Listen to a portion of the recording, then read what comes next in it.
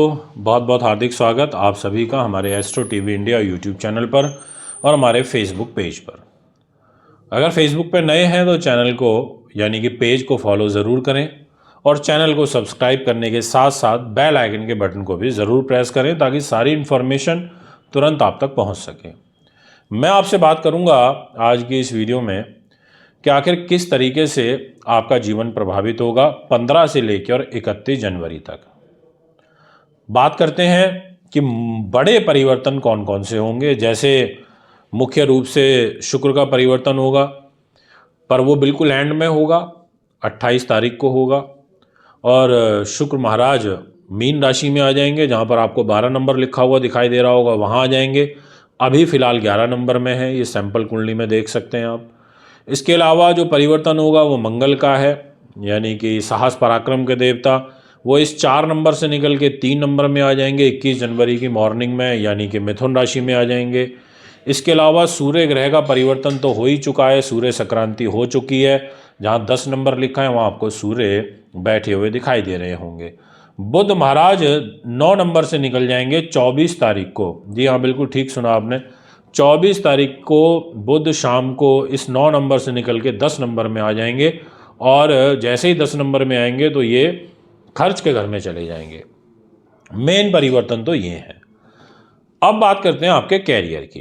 Career का दायित्व आ जाता है सेनापति के पास, और सेनापति नीच है फर्स्ट 20 डेज, और वो भी आपके छठे भाव में नीच है। तो कैरियर का लॉर्ड अगर नीच हो और वो भी रोग, चोट, शत्रु, बाधा, पुलिस केस, मुकदमा, अपयश, मान की हानि, कर्जा, तो कहीं ना कहीं इन चीज़ों से संबंधित कष्ट, तनाव, भय, भ्रम ये आपके इर्द गिर्द बराबर बने रहते हैं। तो इस चीज़ का आपको बखूबी ध्यान रखना होगा, ये विशेष आग्रह मेरा आपसे रहेगा।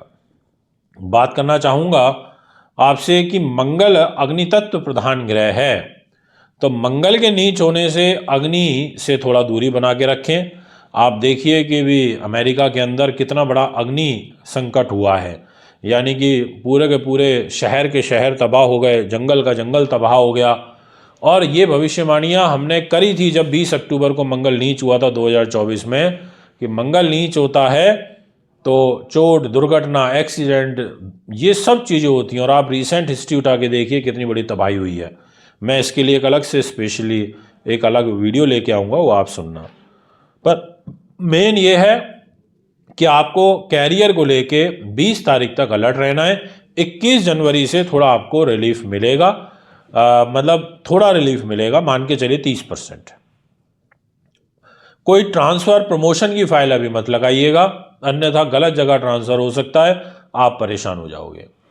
बात करी जाए मान सम्मान की, तो शनि के पास जिम्मेदारी है। शनि ने कहा भैया मैं हूं मान सम्मान का मालिक। तो शनि खुद शश राजयोग बना के आपकी राशि में बैठा है, साथ में शुक्र ग्रह का एक केंद्र त्रिकोण राजयोग बना हुआ है, बड़ा सुंदर राजयोग है। इस राजयोग का भी एडवांटेज आपको मिलेगा और इस राजयोग में भी आपके जो कार्य हैं वो सिद्ध होंगे, ऐसा आपकी ग्रह गति कहती है। यानी कि शनि और शुक्र दोनों मिलकर के आपको सपोर्ट कर रहे हैं। व्यक्तित्व के लिए कुछ नए लोगों का के साथ आपका संपर्क बनेगा, कुछ नई पॉजिटिव घटनाएं आपके जीवन में घटित होंगी, ये मैं आपको पूर्ण रूप से आश्वस्त कर देना चाहता हूं इस वीडियो के माध्यम से। अब बात करते हैं इसी विषय को और आगे बढ़ाते हुए। देवगुरु बृहस्पति आपके धनतंत्र के स्वामी हैं और वो धन की जिम्मेदारी लेकर के आपके लिए विराजमान है चतुर्थ भाव में, यानी कि सुख साधनों के घर में।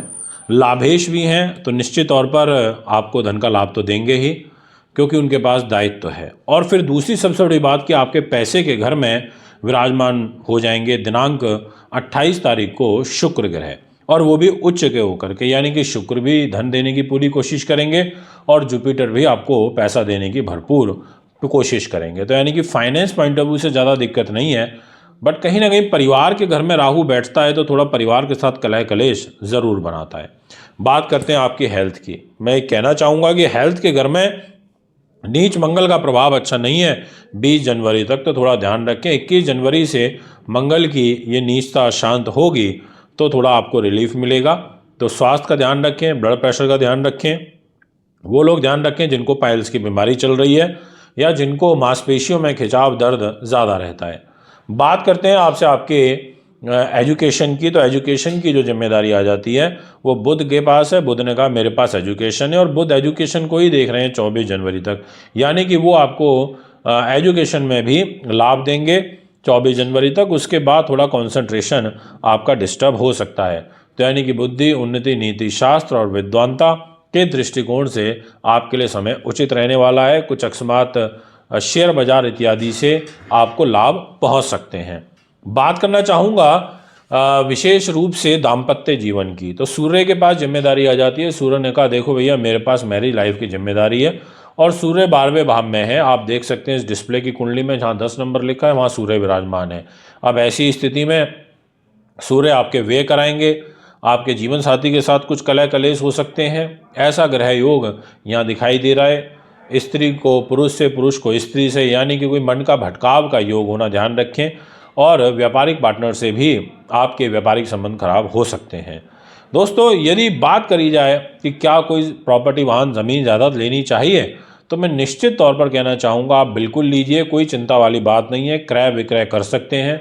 ग्रहों का योग अनुकूल है, उचित है आपके लिए, यानी कि आप कोई नई चीज़, या फिर आप राजनीति में हैं तो राजनीतिक सफलता भी आपको काफ़ी बहुतायत मात्रा में प्राप्त होती हुई नजर आ रही है, यानी कि अच्छा आपको एडवांटेज पॉलिटिकली प्राप्त होगा। इसके अलावा मदर की हेल्थ आपकी बेटर देखने को मिलेगी। भाग्य स्थान के स्वामी आपके शुक्र हैं। शुक्र तो खुद ही केंद्र त्रिकोण राजयोग बना करके विराजमान है 28 जनवरी तक, तो इसलिए कोई चिंता वाली बात नहीं है। शुक्र ने कहा कि मैं आपको गेंद दूंगा, और वो भी मैं केंद्र त्रिकोण राजयोग का गेंद दूंगा, तो ये आपके लिए एक प्लस पॉइंट है। बात करता हूं आपसे, अगर आप कोई बाहर जाना चाहते हैं, फॉरेन ट्रैवलिंग करना चाहते हैं, तो 24 जनवरी तक का समय अच्छा है। इसके अलावा बड़े भाई बहनों से सहयोग, सपोर्ट भी आपको 24 जनवरी तक अच्छा खासा प्राप्त होगा। और जो लोग बेसिकली इक्विपमेंट रिलेटेड वर्क करते हैं, और विशेष रूप से कोई आईटी से रिलेटेड जितने भी प्रोडक्ट होते हैं उससे संबंधित कार्य करते हैं, उनको बखूबी लाभ प्राप्त होगा, ये मैं आपसे कहूँगा।